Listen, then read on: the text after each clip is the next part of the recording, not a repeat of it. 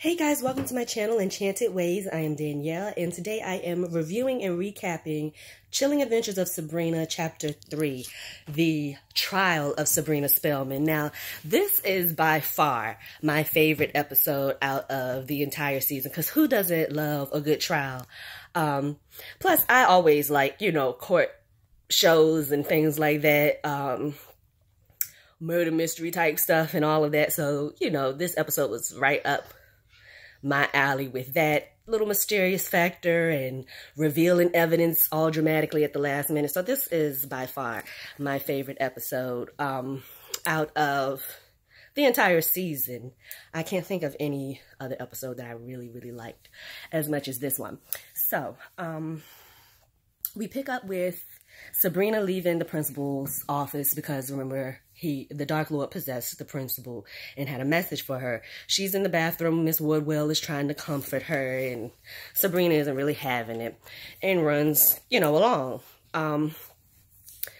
We go over to the Spellman mortuary, and we see that Connor, the dead witch, the murdered witch, his familiar, an iguana, is on top of his casket. So Ambrose is asking his aunts, is there a way for another witch to talk to a witch's familiar? Because he wants to try to figure out, what is going on, what happened, how did he even get, involved with possible witch hunters to begin with.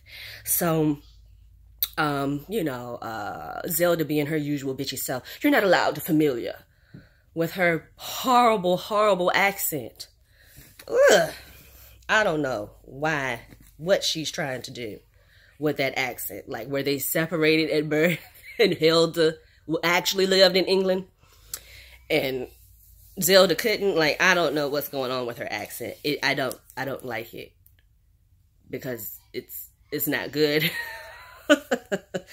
But anywho, Roz, she's such a cute little girl. I know I'm not the only one that thinks so. I guess she's a little girl. I'm getting up in age, y'all. Where people who are full-grown adults are like damn near young enough to be my children. It's a weird place to be at this age. Like, I literally remember people who were in utero and now they're in college, and it's such a weird feeling. But anyway, I think she's the child. She looks like a child. But anyway, I think she's cute. Roz is trying to see what the hell is going on because she has a theory and she tests it out and it's accurate, because her teacher just shuts her down about these books. So she goes to see, are certain books banned in the school? They go to the principal. He's like, for the record, no. She goes to the library to test her theories, like pulling out library cards. Here, go find these books. Sabrina and Susie can't find the books. So they go up to the librarian and she tells them, on the low, hey, there's been a soft purge, it's unofficial, but no, these books are like really banned. So, Roz wants to basically take this to the Supreme Court, damn near. And, Sabrina and Sue's like, what's the problem? What's the urgency? And Roz drops the bomb on them, like, bitch, in a matter of months, which sucks. She said, no matter what anybody can do, I'm going to be completely blind. So every book is important to her. Now, Sabrina gets home and she wants to share with her aunts, the whole thing about the books and probably the little run-in with the Dark Lord. Maybe not. I don't even think that's what she was going to tell them. But she busts in, hey, aunts, y'all will never guess what happened at school. Zelda's like, bitch, I can just about guess because your aunt over here losing teeth. And all of our powers have been revoked. And we're aging. And my hair is coming out in clumps. Okay? Look at the mess you got us into. So, she has to go to court. The Dark Lord is fucking suing her. Okay? The Dark Lord is suing her on some runaway bride shit. They get an infernal summons And they're guilty until proven innocent because this is witch court. So Zelda and Sabrina, you know, have their own ideas in mind, or rather Zelda and Ambrose have their own ideas in mind of how they want to help Sabrina. Ambrose is like, listen, there's this legendary mortal lawyer who has helped like witches and different things. Check him out. He's right here in Greendale. Zelda goes to Blackwood's office and tries to throw her ancient kitty cat at him and gets Sabrina off the hook. And Blackwood is just so disgusted, you know. It's so terrible. It's like, you know, I'll do what I can, but I am, you know, representing the Dark Lord. And it was like, Zelda, already I can see the ravages of age upon you. And he strokes her hair, and the whole clump, the whole wide section of hair that he touched just came out. And she is just so embarrassed. And he is so through and so disgusted. It's a shame. It just the level of camp in his face in that scene, to me anyway, was just hilarious. So Sabrina seeks out this lawyer named Webster, and he's, you know, like, bitch, I can't help you.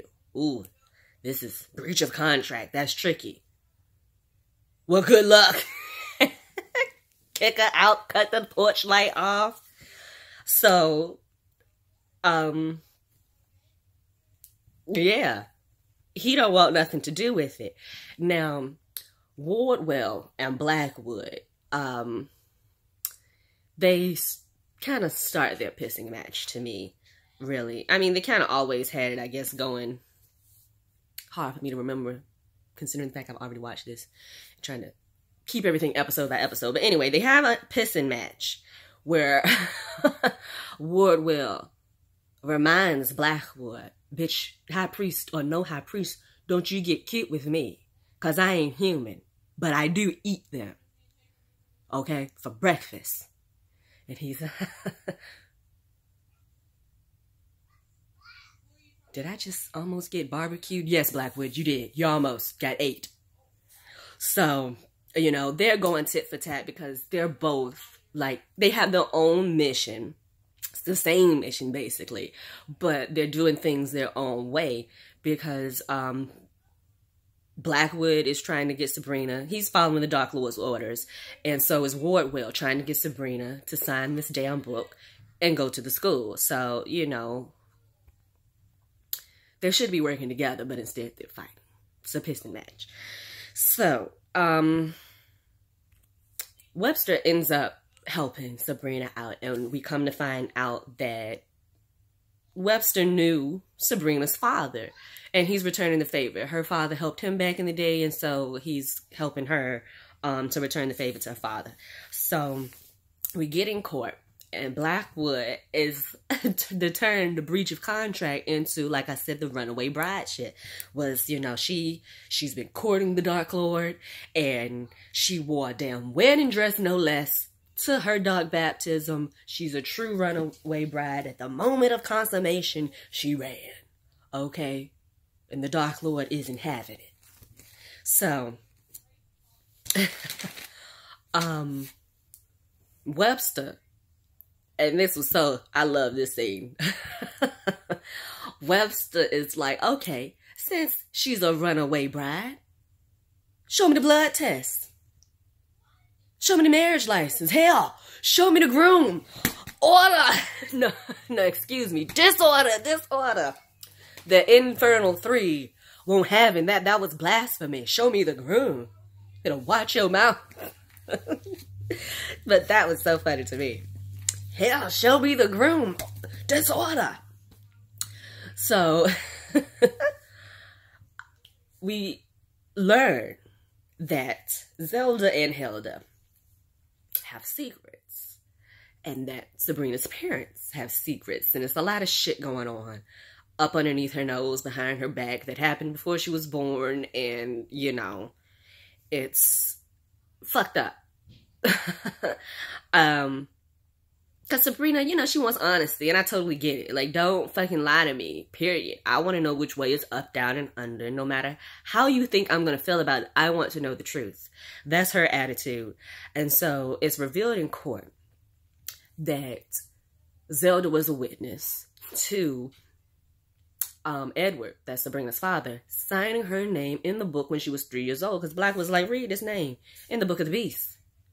And it's hers, and she don't understand, you know, I'm a damn baby. How is this possible? And, you know, Zelda was a witness. Sabrina wants to know, okay, what could have been so damn important that my daddy would have my name put in the Book of the Beast when I'm 3 days old?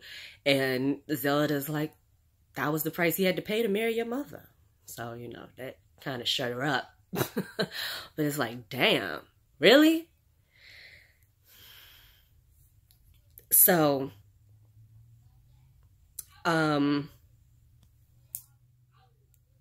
Sabrina's witchhood, basically, is called into question. Webster wants to argue, since she's half mortal, I renounce the laws, you know, the jurisdiction or whatever that this court has over my client. She's half mortal and subject to half subject to mortal law. So Blackwood flipped that shit on him, true devil in the details style. And it's like, okay, she's half mortal, cool. I don't know why you thought we was going to, you know, the Greendale court system or some shit. We gonna do witch law according to the mortals, and we gonna dunk this bitch in the fucking river, and if she survives, well, she's a witch, and we gonna continue on. And if she dies, well, she's mortal and she's free to go. Wait a minute, that's not what I meant. Yeah, he knew that's not what you meant. So they decide he doesn't do it that damn deep and dunk her. He's like, okay, well, how about we'll search her naked in front of the entire court and coven and strip her naked and search for a witch's mark. Turns out she doesn't have one. So, oh, hold on. I do want to say this real quick. Because Harvey thought he was slick. She asked him to look for a mole and he get naked too. Y'all better watch that. Told you to look for a malignant mole. Why are your pants down, sir? Okay? That's all I asked you for. So that was real cute and typical male. Y'all think y'all so slick. So, anyway, quick tidbit. We learn why Harvey doesn't want to work in the mines. It's not because he thinks he's too good and he's an artiste and he doesn't want any part of the mines and, you know, hard labor. It's because when he was a kid, he got lost in the mines, and turns out that shaft really does go to the devil's room when he's jamming, listening to Terrible Thing. And whatchamacallit saw him and was just traumatized. So Harvey saw him in the mine. So let's see, because I'm running out of time. Basically, Helda, let's just do this real quick. Helda, because she doesn't want Sabrina to get strip searched, pulls out her big gun. And it turns out that the day before Edward had Sabrina's name signed in the book, Helda was a witness for a holy baptism at the Catholic Church. So she got excommunicated for that. And Webster's like, okay, well, first Blackwood is like, oh, well, there's competing claims for Sabrina's soul. Blackwood said, oh, no, sir. Her soul belongs to God. She, you know, is not a witch, whatever. So basically, the sentence is that she's going to get dual citizenship type thing. She has to go to the School of Unseen Arts. And Sabrina got cute with the Dark Lord. And Webster and Blackwood got called to the private chamber. She, you know, gets her little victory. Webster tells her, learn everything you need to learn about the Dark Lord, because you just might be able to defeat him. So that's that, guys. We're going to do part 4 or chapter 4, and I'll see you in the next video.